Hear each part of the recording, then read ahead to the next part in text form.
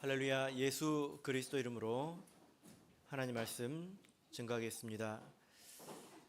우리 다 같이 하나님 말씀 누가복음 23장 26절에서 31절까지 말씀을 다 같이 찾겠습니다. 하나님 말씀 누가복음 23장 26절에서 31절까지 말씀을 저와 여러분이 한 절씩 교독하겠습니다. 26절. 저희가 예수를 끌고 갈 때에 시몬이라는 구레네 사람이 시골로서 오는 것을 잡아 그에게 십자가를 지워 예수를 쫓게 하더라.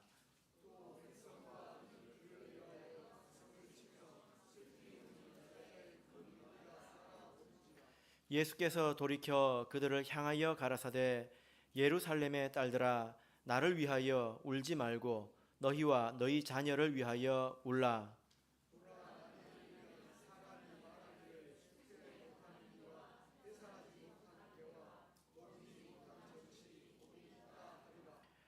그때에 사람이 산들을 대하여 우리 위에 무너지라 하며 작은 산들을 대하여 우리를 덮으라 하리라. 이같이 하거든 마른 나무에는 어떻게 되리요 하시니라. 아멘. 오늘 이 시간은 십자가 곁에 사람들이라는 제목으로 하나님 말씀을 전하겠습니다.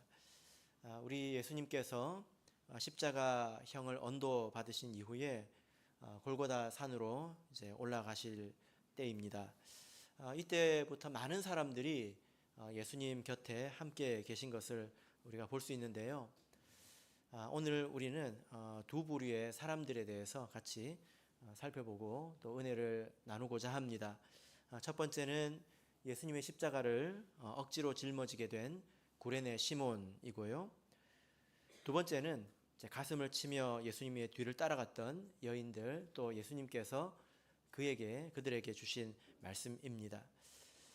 예수님의 십자가를 억지로 짊어진 구레네 시몬을 먼저 보도록 하겠습니다. 26절을 다시 보겠습니다. 26절 우리 같이 읽겠습니다. 시작. 저희가 예수를 끌고 갈 때에 시몬이라는 구레네 사람이 시골로서 오는 것을 잡아 그에게 십자가를 지워 예수를 쫓게 하더라. 네, 지금 어떤 상황일까요? 예수님께서 채찍을 맞으시고 워낙 고통스러운 상황이었기 때문에 십자가를 지고 골고다 산으로 올라가는 것이 굉장히 버거운 일이었을 것입니다. 그럼 계속 늦어지지 않겠습니까? 그때 당시에는 로마 군인들에게 징발권이 있었습니다. 마태복음 5장 41절을 보시면요, 또 누구든지 너로 억지로 오리를 가게 하거든 그 사람과 십리를 동행하고, 이 말씀인데요. 누가 억지로 오리를 가게 하겠습니까? 이것은 로마의 군인들, 압제하는 군인들을 말합니다. 그들에게는 로마 제국 어디서든지 자기의 공적인 목적이라면 사람들을 동원할 수가 있었습니다. 그래서 그 사람들에게 짐을 지어서 얼마큼 가게 하는 그런 권세가 있었다는 거죠. 예수님께서 워낙 길을 못 가셨기 때문에 구레네 사람 시몬을 이렇게 징발해서 대신 십자가를 지게 한 것입니다. 구레네 시몬은 어떤 사람일까요? 아마도 그는 유대인일 것입니다. 그러나 구레네 사람이겠죠. 이 구레네는 북아프리카에 있는 도시입니다. 거기에도 유대인이 많이 살았다고 합니다.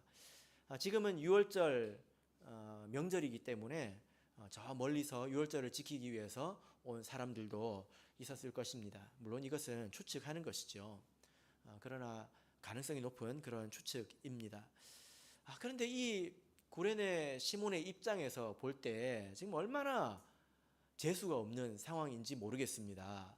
왜냐하면 지금 자기는 절기를 지켜야 된단 말이에요. 절기를 지키려면 거룩해야 되지 않습니까?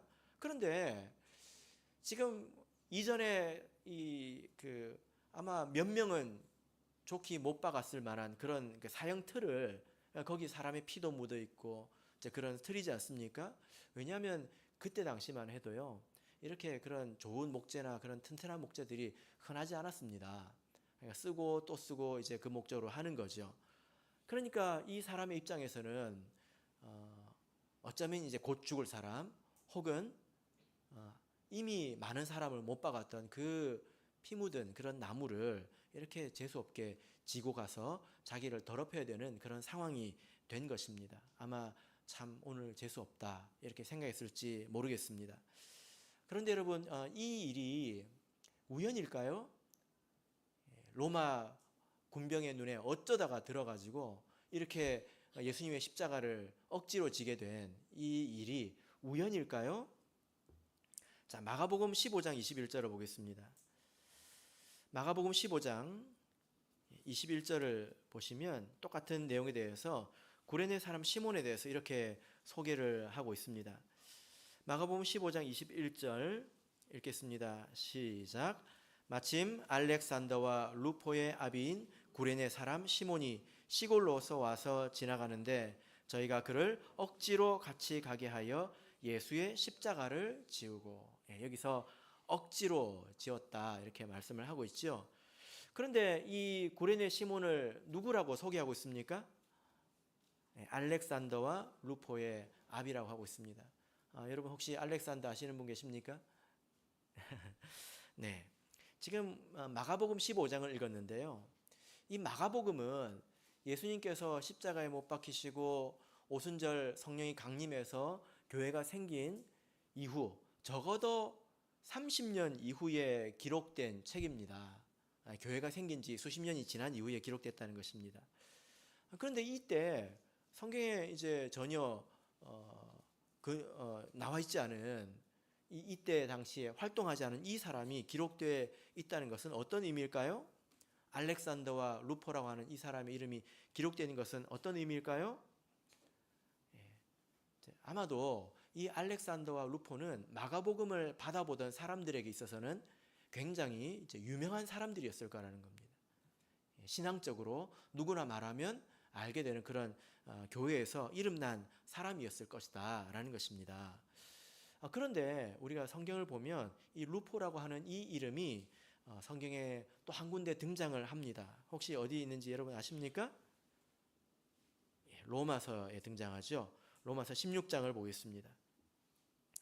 로마서 16장 13절입니다. 로마서 16장 13절입니다. 로마서 16장 13절 우리 같이 읽겠습니다. 시작. 주 안에서 택하심을 입은 루포와 그 어머니에게 문안하라. 그 어머니는 곧 내 어머니니라. 여기 또 루포가 등장하죠. 성경을 보면 루포라고 하는 이름이 딱 두 구절에서만 등장을 합니다. 그런데 이 루포라고 하는 이 이름은 사실 흔하지 않은 이름이거든요. 그 이름의 어원이 이제 라틴어인데 붉다 이런 뜻을 가지고 있다고 합니다. 그래서 흔하지 않은 이름이기 때문에, 그리고 교회에서 이렇게 유력자로 성경에서 거론되는 것을 보면 같은 사람이라고 우리가 이제 생각할 수가 있죠. 이 루포에 대해서 뭐라고 설명을 하고 있습니까? 우리가 로마서 16장을 보면 바울 사도가 자기의 동역자, 같이 하나님을 섬긴 동역자들에 대해서 한 명 한 명 안부를 이렇게 전하고 있는데, 그 한 명의 동역자를 한 명씩 거론하면서 키워드를 말하고 있습니다. 그 사람의 키워드이죠. 여러분도 그렇지 않습니까? 누구 하면 딱 생각나는 일이 있지 않습니까? 바울 사도의 머릿속에는 그런 게 있었다는 거예요. 그래서 한 사람 한 사람 소개할 때 보면 아주 의미 있는 한 단어 두 단어이지만 그러나 그 사람의 신앙을 핵심적으로 드러내는 그런 표현으로 소개하고 있는 것을 볼 수 있습니다. 루포에 대해서는 뭐라고 소개하고 있습니까? 주 안에서 택하심을 입었다. 여러분, 우리가 이미 알고 있지 않습니까? 우리 모든 성도들은 창세전에 다 택하심을 입은 사람입니다. 택하심을 입지 않고서는 구원을 받을 수가 없지요. 그죠? 근데 여기서 왜 이렇게 소개를 하고 있을까요? 왜냐하면 저도 그럴 때가 있는데 어떤 사람들을 보면 유난히 저 사람은 정말로 하나님께 택하심을 입었구나, 하나님께서 택하셨다는 것이 저런 걸 놓고 이야기하는구나. 이걸 가르쳐 줄 때가 있습니다. 아, 그런 게 있구나. 이걸 도리어 그 사람을 통해서 배울 때도 있다는 것입니다. 그래서 어떤 사람을 보면 유난히 어떤 신앙의 어떤 한 가지 요소가 두드러져 보일 때가 있습니다. 다른 부분도 마찬가지잖아요. 그죠? 예를 들어 우리가 신앙 안에서 모든 사람이 인내해야 합니다. 근데 어떤 사람을 보면 인내의 가치를 두드러지게 보여주는 그런 사람도 있지 않습니까? 루포가 그런 사람이었다는 거예요. 하나님께서 택하신 사람이다 라는 것입니다. 이 바울 사도가 생각할 때 이 루포가 믿음 안에 들어와서 섬기게 된 것은 굉장히 특별한 일을 통해서 이루어졌다라는 거겠죠. 그죠? 어떤 일일까요? 바로 오늘 본문의 사건이지 않겠습니까? 루포의 아버지가 바로 억지로 십자가를 진 것입니다. 우리가 좀 아름답게 상상을 해보자면 아마도 이 구레네 시몬이 억지로 십자가를 진 것이 계기가 되어서 예수님에 대해서 예수님을 가까이서 보고 예수님에 대해서 또 관심을 가졌을 것입니다. 그리고 이후에 그가 개종을 했겠죠. 그리고 나서 이후에 그 가족이 어떻게 됩니까? 그의 아내, 그러니까 루포의 어머니는 바울 사도가 어머니라고 부르는 사람이 됐습니다. 이 바울 사도가 복음을 전하면서 다닐 때에 그가 마치 자기 아들처럼 돌봐줬다는 것입니다. 그런 사람이 되었고 그 아들 알렉산더와 루포가 아주 신실한 하나님의 일꾼이 되었다라는 것입니다. 굉장히 아름다운 이야기잖아요. 그래서 우리가 이렇게 이제 성경에 이제 조금 나와 있는 이야기지만 이렇게 우리가 엮어본다면 이렇게 억지로 지는 십자가도 절대로 우연이 아니라는 것입니다.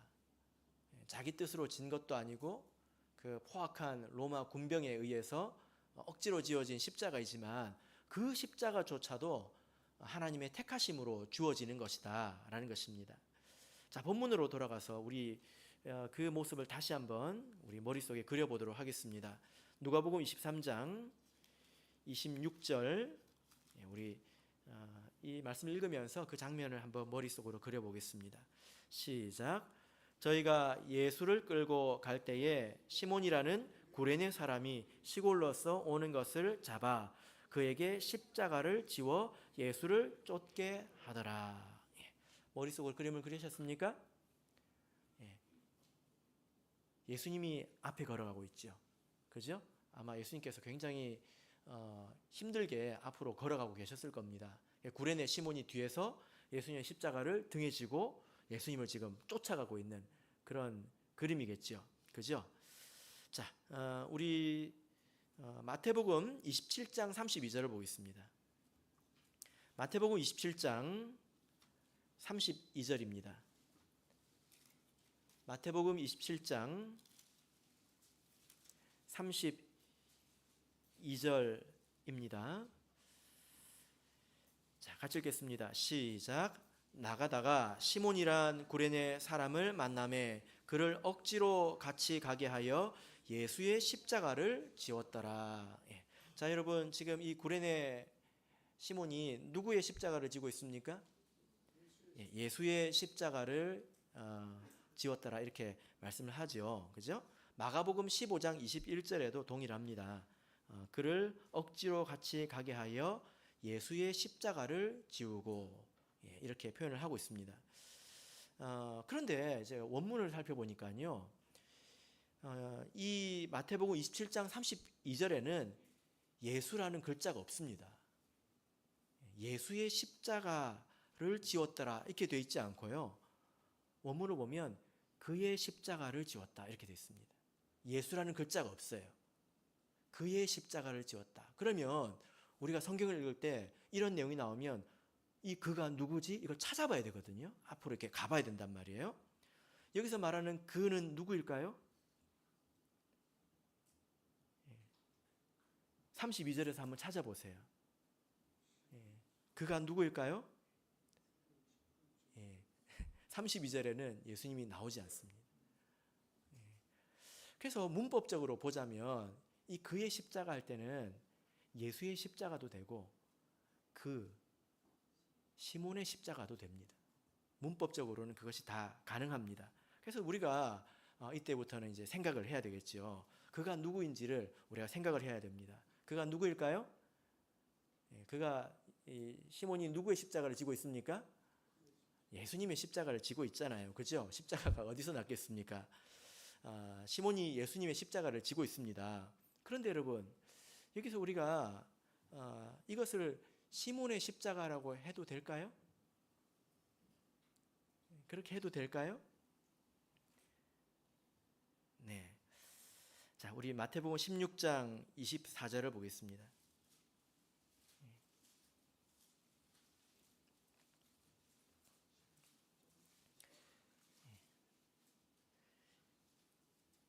16장 24절을 보겠습니다. 읽겠습니다. 시작. 이에 예수께서 제자들에게 이르시되 아무든지 나를 따라오려거든 자기를 부인하고 자기 십자가를 지고 나를 쫓을 것이니라. 여러분 여기 자기 십자가가 있잖아요. 근데 사실 이것도 원문으로 보면 그의 십자가입니다. 여기서 말하는 그는 누구일까요? 우리가 이제 그 문법적으로만 보자면 사실은 시몬에 조금 더 가깝습니다. 그래서 우리가 이것을 생각할 여지가 있다는 것입니다. 여기 보면 자기 십자가를 지고 나를 쫓으라 이렇게 말하고 있지 않습니까? 그래서 그의 십자가를 지고 예수님 뒤를 따라야 된다는 것입니다. 지금 이 말씀이 정확하게 오늘 구레네 시몬의 모습과 같지 않느냐라는 거지요. 지금 구레네 시몬이 그의 십자가를 지고 예수님 뒤를 걸어가고 있습니다. 예수님을 쫓으려면 자기 십자가를 지고 그의 십자가를 지고 나를 쫓을 것이니라 이렇게 말씀을 하고 있지 않습니까? 여러분 우리 각 사람이 가지고 있는 십자가가 있습니다. 여러분의 십자가가 있죠, 그죠? 그 십자가는 결국 누구의 십자가일까요? 여러분이 지고 있는 십자가는 사실 누구의 십자가일까요? 골로새서를 보겠습니다. 골로새서 1장 24절을 보겠습니다. 골로새서 1장 24절.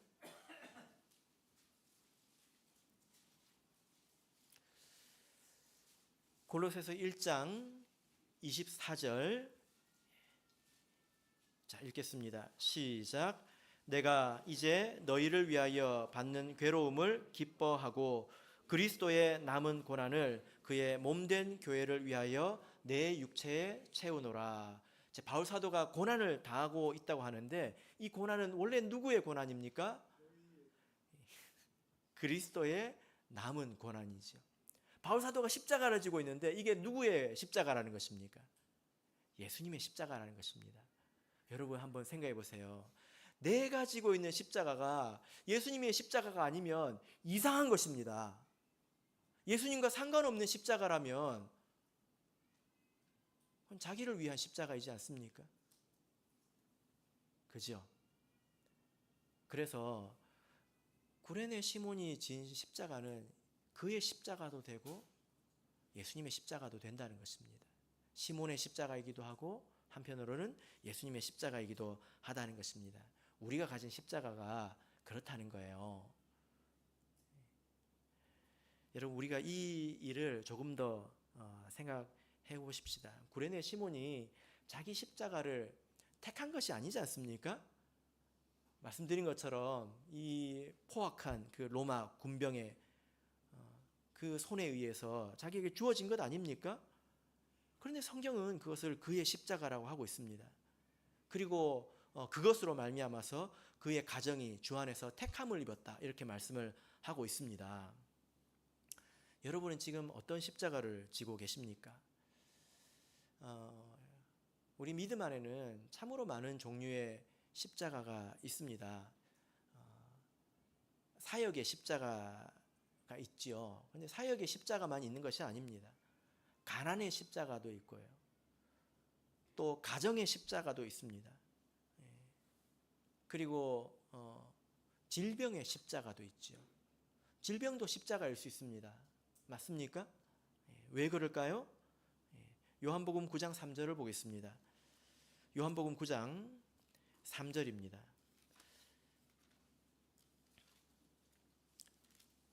요한복음 9장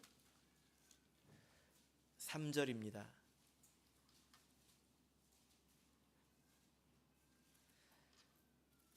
같이 읽겠습니다. 시작. 예수께서 대답하시되 이 사람이나 그 부모가 죄를 범한 것이 아니라 그에게서 하나님의 하시는 일을 나타내고자 하심이니라. 여러분, 저는 이 말씀을 읽을 때마다 아주 깊이 생각하게 되는데요. 어떤 사람이 태어날 때부터 소경이었습니다. 이 사람은 태어날 때부터 십자가를 지고 있었다는 것입니다. 바로 이 날 하루를 위해서 태어나는 순간부터 지금까지 소경의 삶을 감당해야 됐다는 거예요. 소경은 거지거든요. 거지로서 살아왔다는 것입니다. 영문도 모르고 아무것도 모르지 않습니까? 근데 그것이 사실은 십자가였다는 것입니다. 왜 그렇지요? 하나님이 하시는 일을 그를 통해서 드러내기 위해서 그가 그렇게 태어났다 이렇게 말씀하고 있지 않습니까? 이런 사람이 없으면 예수님께서 어떻게 눈을 뜨게 하시겠느냐? 예수님이 메시아라, 눈을 뜨게 하는 메시아라는 것을 어떻게 드러내겠느냐, 이런 뜻입니다. 그래서 질병도 십자가가 될 수 있다는 것입니다. 우리 믿음 안에는 이렇게 많은 종류의 십자가가 있죠. 제가 이렇게 보면 우리 자매님들은 우리 남편이 십자가예요, 뭐 이런 사람들이 많더라고요. 예, 좀 남편하고 한번 이야기를 한번 해봐야 될 것 같습니다. 그것이 어떤 것이든 우리가 나에게 주어진 십자가를 내려놓지 말아야 합니다. 내 스타일에 맞는 십자가가 없습니다. 십자가는 주어지는 것이죠. 이렇게 로마 군병에 의해서 주어진 십자가도 하나님의 택함심이 없으면 주어지지 않는 것입니다. 그 십자가를 억지로 진 것이 이 구레네 시몬의 삶에서 얼마나 큰 영광이 되었습니까? 그런 것처럼 우리의 십자가가 예수님의 십자가가 되어야 되고 그 십자가를 지는 것이 우리 삶의 큰 영광인 것을 꼭 기억하시고 끝까지 걸어가시기를 진심으로 바랍니다. 자, 이제 본문으로 돌아가서 두 번째 무리를 보도록 하겠습니다. 누가복음 23장 27절입니다. 누가복음 23장 27절 같이 읽겠습니다. 시작. 또 백성과 및 그를 위하여 가슴을 치며 슬피 우는 여자의 큰 무리가 따라오는지라. 두 번째는 어떤 사람들입니까? 예수님 뒤를 따라오는 그런 무리들이죠. 예수님 뒤에는 이렇게 십자가를 진 시몬뿐만이 아니라 그리고 백성들, 특별히 가슴을 치며 슬피 울며 따라오는 또 많은 여인들이 있었습니다. 우리가 성경을 보면요, 예수님을 이렇게 섬겼던 사람들 가운데서 12명의 제자들 혹은 70명의 일꾼들 많이 있었던 것이 아니라 헌신적인 여인들이 많이 있었다는 것을 우리가 볼 수 있습니다. 누가복음 8장을 보겠습니다. 누가복음 8장 1절부터 3절을 보겠습니다. 누가복음 8장 1절에서 3절, 누가복음 8장 1절에서 3절 같이 읽겠습니다. 시작.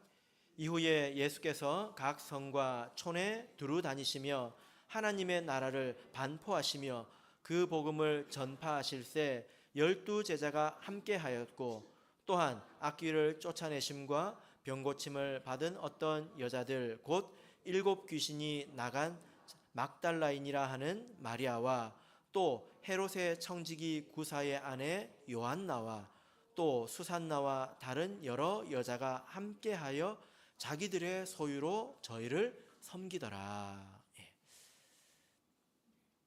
우리 믿음 안에서도 보면 정말 이런 것 같습니다. 물론 12 제자들도 예수님을 따른 것은 훌륭하지요. 그런데 그들은 좀 드러나는 그 영광이 있지 않습니까? 예수님 바로 옆에서 호위하듯이 이렇게 있는 모습을 보면 그들에게 보이는 것이 있지 않습니까? 보이는 드러나는 영광이 있잖아요. 심지어 그들은 더 높은 자리를 차지하기 위해서 서로 다투는 모습도 보였습니다. 그런데 그 뒤를 보면 정말 이름도 없이 빛도 없이 섬기던 그런 여인들이 있습니다. 은혜에 빚진 마음으로요. 만약에 이 역사가 누가가 아니었다면 그 여인이 저렇게 슬피 울었을지 모르겠네요. 저렇게 슬피 우네. 누가가 아니었다면 아마도 우리는 이런 사람들이 있었다는 것도 모른 채 천국에 가서 만났을지도 모르겠습니다. 누가복음 23장을 보면 이런 표현이 있는데요. 갈릴리로부터 따라온 여자들도 이렇게 말하고 있습니다. 여러분, 사람이 계속 움직이면 먹고 자고 계속 해야 되잖아요. 그죠? 허드렛 일이 얼마나 많습니까? 근데 그 일들을 같이 묵묵히 해내온 그런 헌신적인 여인들이 그것도 갈릴리에서부터 예루살렘까지 십자가를 지는 곳까지 이름도 없이 따라온 많은 여인들이 있었다는 것입니다. 정말 이런 여인들을 하나님께서 더욱 기억하시지 않겠습니까? 그런 생각이 듭니다.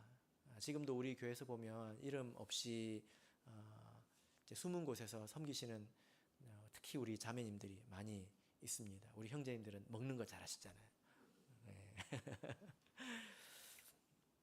아마도 이 여인들을 중심으로 해서 예수님의 뒤에서 굉장히 슬피 울었던 것 같습니다. 그런데 여러분, 예수님 뒤에서 이렇게 가슴을 치며 막 슬피 우는 이 여인들의 울음을 우리가 어떻게 봐야 될까요? 사랑하는 우리 예수님, 또 그렇게 좋으신 우리 예수님이 아무 죄도 없이 이렇게 고통스럽게 죽음을 맞는다는 것이 정말로 가슴이 찢어지는 듯한 그런 아픔이었을 것입니다. 그런데 여러분, 이 여인들이 예수님의 죽음의 이 의미를 얼마나 이해하고 있었을까요? 예수님이 만약에 이렇게 죽지 않으신다면 어떤 일이 일어나는지 그런 것들을 다 이해하고 울었던 것일까요? 이런 거 있잖아요. 마치 뭐 전쟁이 일어났을 때 남편을 보내기도 하고 또 뭐 아들을 보내기도 하잖아요. 그죠? 어린아이 입장에서는 아빠를 보낼 수도 있을 것입니다. 그런데 보내기가 싫죠. 근데 보내지 않으면 어떻게 됩니까? 그렇게 보내지 않으면 다 죽게 되잖아요. 다 망하게 되지 않습니까? 그래서 그것을 알기 때문에 어쩔 수 없이 보내는 그런 울음이었을까요? 이 여인들의 울음이? 아니면 그저 예수님이 불쌍해서 안타까워서 그냥 울었던 그런 감정적이기만 한 그런 울음이었던 것일까요? 만약에 이 장면에서 울지 않는다면 좀 이상한 거겠죠. 이러나 저러나, 그죠? 근데 이 울음은 어떤 울음이었느냐? 만약에 예수님의 어떤 구속사에 맡은 일이라든지 이 죽음의 의미를 알지 못한 채 감정적으로 혹은 동요해서 운 것이기만 하다면 그것도 성숙한 눈물은 아니겠죠. 그죠? 예수님께서도 이렇게 눈물을 흘리셨습니다. 언제 눈물을 흘리셨을까요? 자기 친구 나사로가 죽었을 때 이렇게 예수님께서 눈물을 흘리셨어요. 어떤 눈물이었을까요? 그런 거 있지 않습니까? 우리가 자녀를 볼 때 혹은 가까운 사람들을 볼 때 하나님의 뜻을 위해서 혹은 더욱더 성숙해지기 위해서 고통을 받을 때가 있습니다. 필요한 고통을 당할 때가 있죠. 그것이 필요하지만 그러나 고통을 당하고 있는 모습을 보면 부모로서 또 가까운 사람으로서 또한 고통스럽지 않습니까? 그죠? 부모는 그런 것을 견뎌야 되잖아요. 바로 이것이 예수님의 눈물이죠. 이 여인들도 이런 눈물을 흘렸던 것일까요? 그렇지 않은 것 같습니다. 사실 지금 우리 여기에 수십 명이 이제 모였는데요. 저 뒤에 우리 방금 한 아기가 울었습니다. 한 아이가 울었더니 한 30명 정도가 산만해지는 것 같아서 여기 제가 보니까 어수선해지고 산만해지는 것 같습니다. 근데 만약에 이 안에서 우리 어떤 한 자매님이 가슴을 치면서 막 슬퍼 운다면 제가 설교를 할 수 있을까요? 그 장면을 한번 생각해 보자는 것입니다. 예수님이 가다 너무 뒤에서 슬프게 우니까 예수님 못 가신 것 같아요. 도저히 못 가시는 것 같습니다. 앞으로 가기가 너무 힘드셨던 것 같습니다. 그래서 드디어 예수님께서 뒤를 돌아보시죠. 그 여인들을 향해서 뒤를 돌아보십니다. 예수님의 고통이 상당합니다. 등 가죽이 다 찢어졌어요. 상당히 피를 흘리고 있습니다. 그리고 머리에는 여전히 가시 면류관이 씌워져 있습니다. 잠도 한숨도 못 잤습니다. 그런 고통 가운데서 이 여인들을 향해서 말씀을 하십니다. 근데 이 말씀이 참 의미가 있는 게요. 예수님께서 이후에 몇 마디의 말씀을 더 하십니다. 그런데 사실상 이 말씀이 어떤 그 논리성을 갖춘 체계성이 있는 이제 최후의 말씀 혹은 설교라고 볼 수도 있어요. 이후에 있는 말씀들은 한마디 한마디 단편적인 그런 내용이죠. 이런 말씀을 예수님께서 이때 남기셨습니다. 우리가 그렇지 않습니까? 보통 사람들은 자기가 고통 중에 있을 때에는 다른 사람들이 잘 눈에 들어오지 않습니다. 자기가 힘들 때는 다른 사람들을 이렇게 배려하고 또 생각하는 그런 마음이 잘 없잖아요. 그죠? 근데 예수님께서는 이런 극심한 고통 가운데서 뒤를 돌아서 말씀을 하고 계신다는 것입니다. 이것이 예수님의 사랑이지요. 예수님께서 이때 남기신 말씀이 어떤 말씀일까요? 28절을 읽겠습니다. 28절 읽겠습니다. 시작. 예수께서 돌이켜 그들을 향하여 가라사대 예루살렘의 딸들아 나를 위하여 울지 말고 너희와 너희 자녀를 위하여 울라. 만약에 여러분이 예수님이었다면 뒤를 돌아보고 뭐라고 말씀하셨을까요? 나는 괜찮으니까 울지 마. 너무 슬퍼하지 마. 나는 가야 될 길을 가는 거야. 이제 그랬을 수도 있지 않습니까? 근데 예수님께서 예루살렘의 딸들아 나를 위하여 울지 말고 너희와 너희 자녀를 위해 울라 이렇게 말씀을 하셨습니다. 여기서 운다고 하는 것은 상징적인 의미지 않습니까? 그죠? 지금 이 울음이 잘못됐다는 것입니다. 자, 우리 누가복음 6장을 보겠습니다. 누가복음 6장 예수님께서 원하시는 눈물이 있습니다. 누가복음 6장 21절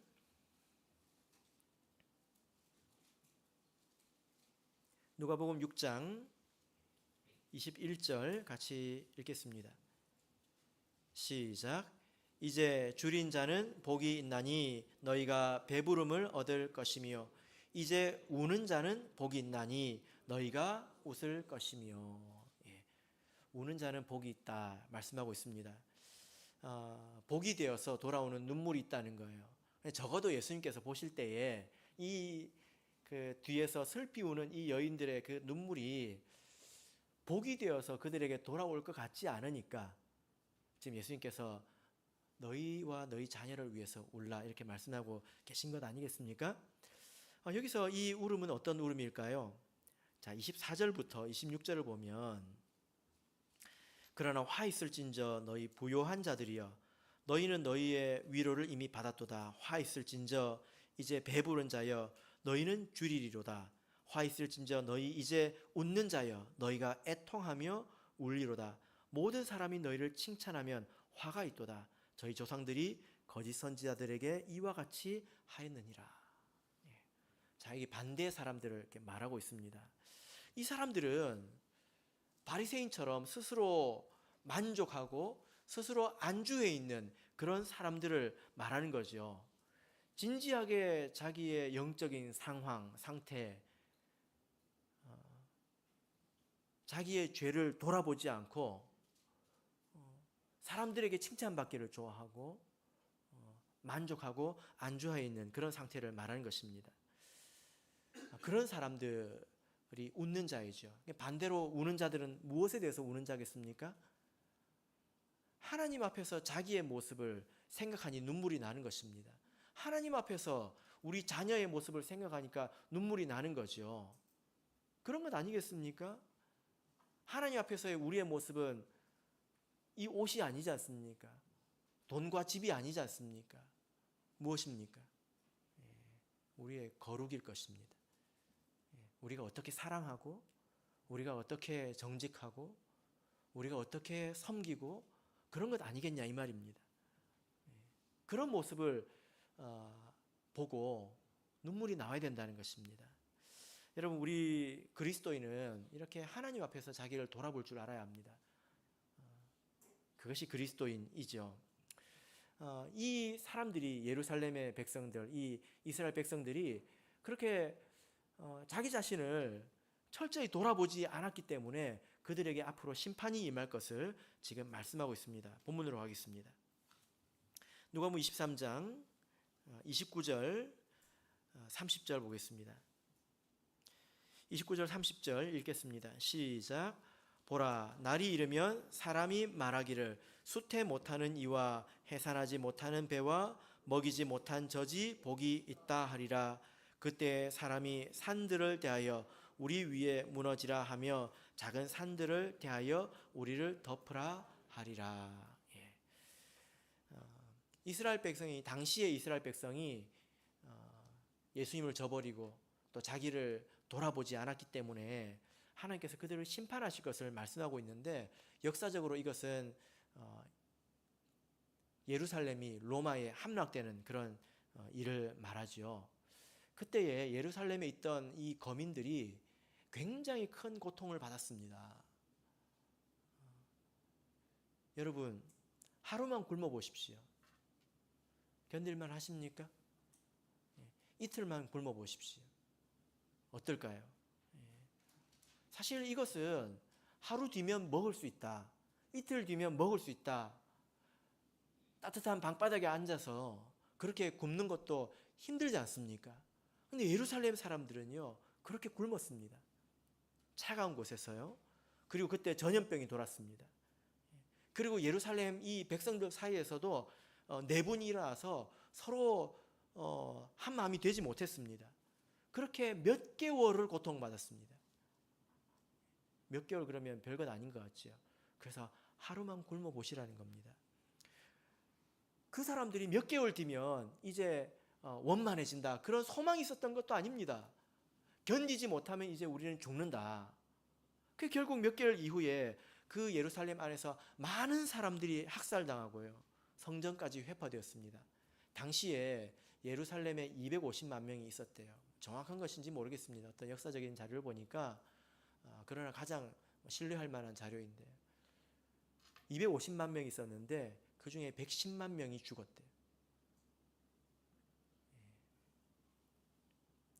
이것이 하나님께서 작정한 심판입니다. 그 심판이 워낙 철저하고 잔인하고 참혹하기 때문에 도리어 산이 내 위에 차라리 무너졌으면, 그렇게 죽어버렸으면 이런 소망이 생길 지경이라는 것입니다. 여러분, 이때 우리 성도들은, 이것이 AD 70년이니까요 교회가 생긴 3, 40년 이후의 일입니다. 이때 우리 예루살렘에도 교회가 있지 않았습니까? 그 교회 성도들은 안전했을까요? 어땠을까요? 당시에 유명한 역사가들이 있습니다. 요세푸스라고 하는 역사가도 있고요, 또 시간이 좀 지나서 유세비우스라고 하는 역사가도 있는데, 이제 그런 역사 기록을 이렇게 좀 살펴보면 좀 일치되는 그런 이제 내용들이 있습니다. 또 그 세속의 역사도 있지 않습니까? 예루살렘을 그 로마군이 예루살렘을 공격할 때 사실 한 번에 공격을 한 게 아니라요, 두 차례에 걸쳐서 공격을 했습니다.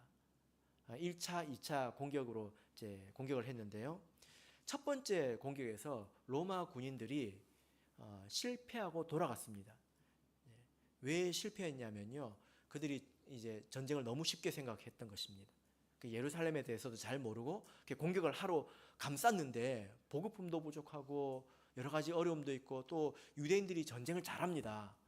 그래서 로마 군들이 물러갔어요. 그래서 이 유대인들은 자기들이 이겼다고 생각했습니다. 와, 우리가 로마를 물리쳤다 이렇게 생각했습니다.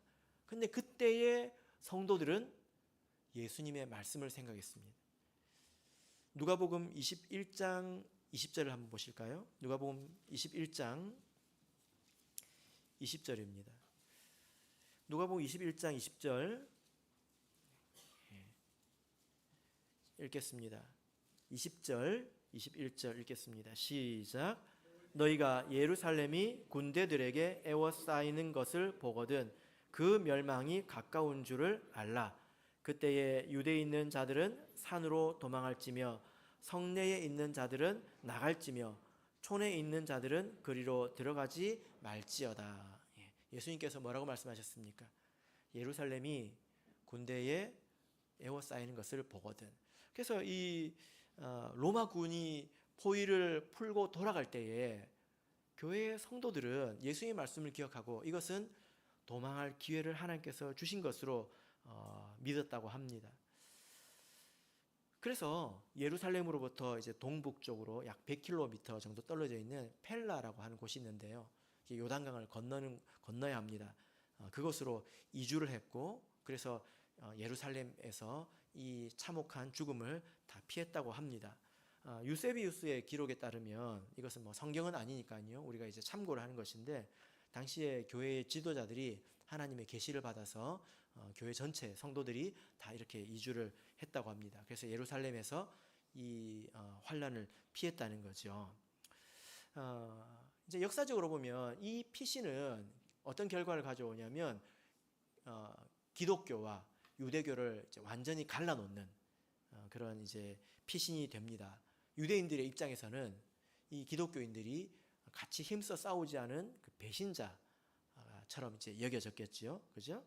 그래서 이 일로 인해서 유대교와 기독교는 완전히 결별하게 됩니다.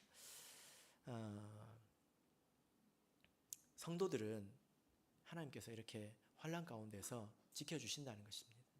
피할 길을 주신다는 거죠. 그죠? 왜 그럴까요? 예수의 말씀을 기억하고 자기를 돌아보는 사람들이었기 때문에 그러지 않을까요? 여러분, 우리에게 눈물이 있어야 합니다. 눈물이 없으십니까? 혹시 드라마 보시고 우시는 건 아니죠? 우리 형제님들이 나이가 들면 드라마 보고 우신다고 그러던데, 복을 가져오는 눈물이 있어야 합니다. 모든 눈물이 다 같은 게 아니지 않습니까? 하나님의 말씀보다 내 욕심에 빠른 나를 보고, 또 혹은 믿음의 길에서 벗어나서 좀처럼 움직이지 않는 우리 가족, 내 자녀를 보고 우리가 눈물로 하나님께 기도해야 합니다. 제가 부산에 와서 보니까요, 부산은 정말 기도 제목이 많은 교회입니다. 제가 다른 교회도 뭐 다르진 않지만 제가 겪어온 교회로 보자면 정말 기도 제목이 많아요. 가정별로, 개인별로 기도하지 않고는, 뭐 기도로 하나님께 의지하는 것 빼고는 딱히 답이 보이지 않은 그런 문제들이 많이 있습니다. 그래서 제가 다 기억을 못해요. 아, 맞다. 이럴 때가 있어서 제가 스마트폰에다가 다 이제 기록을 해놓고 보는데요, 기도하면서 넘겨야 돼요. 얼마나 많냐면 넘겨야 될 정도로 많아요. 저한테 보여달라고 하지 마세요. 넘겨야 될 정도로 많습니다. 그러나 제가 믿는 것은 하나님의 능력과 또 하나님의 자비가 훨씬 더 크다고 저는 믿습니다. 하나님께는 불가능이 없으시죠. 그러나 우리가 그 하나님 앞에서 울어야 합니다. 나를 위해서, 그리고 내 자녀를 위해서, 우리 믿음의 가족들을 위해서 우리가 울어야 합니다. 그 울음이 우리에게 복이 된다는 것입니다.